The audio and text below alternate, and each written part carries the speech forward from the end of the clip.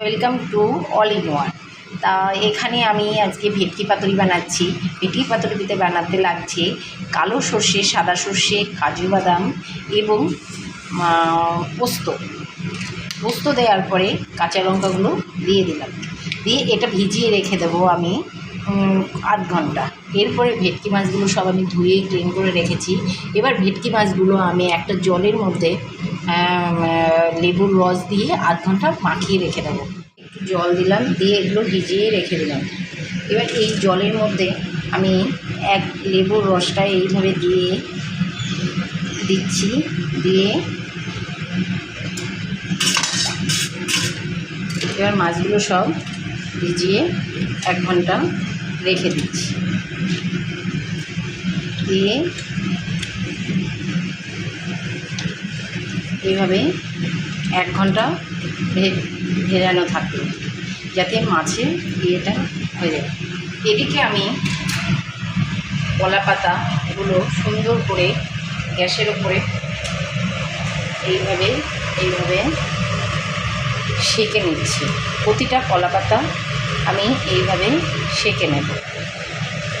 এইভাবে প্রতিটা আপনার গ্যাসটা বাড়িয়ে এইভাবে সেঁকে গ্যাসের উপরে সেঁকে নিতে হবে কলা পাতাগুলো।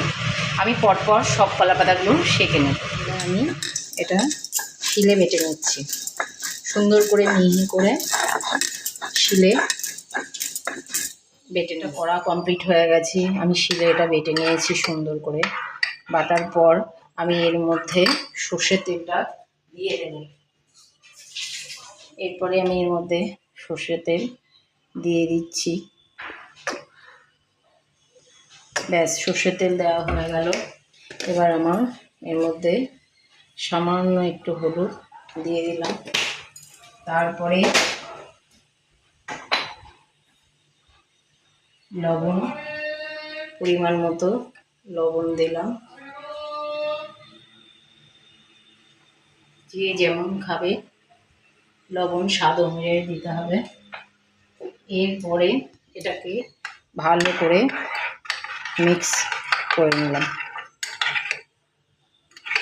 করে নিয়ে মিক্স করে আমি যে কলা পাতাটা সুন্দর করে সব ভাবিয়ে রেখেছি, কলা পাতার মধ্যে আমি প্রথমে মাছটা দিয়ে দেবো।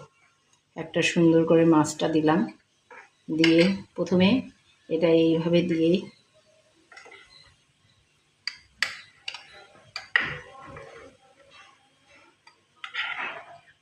এইভাবে মাছটা এর উপরে নিলাম। এভাবে দিয়ে একটা করে তেল লঙ্কা এইভাবে দিয়ে আমি এবার ফোল্ডিং করছি। এইভাবে ফোল্ডিং করছি।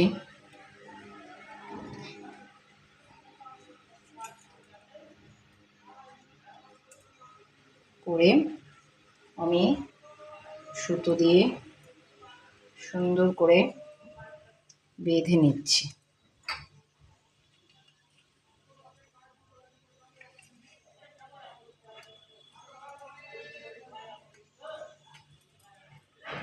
এইভাবে আমি সবগুলো বেঁধে নিচ্ছি। আছে ওখান থেকে ভাপানো। এবার আমি খুলে দেখাচ্ছি কেমন সুন্দর হয়েছে। আপনারা দেখুন, খুলে দেখাচ্ছি।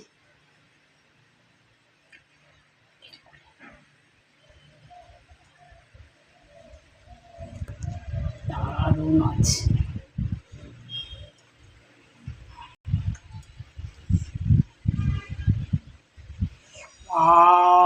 ভাপা ভেটকি।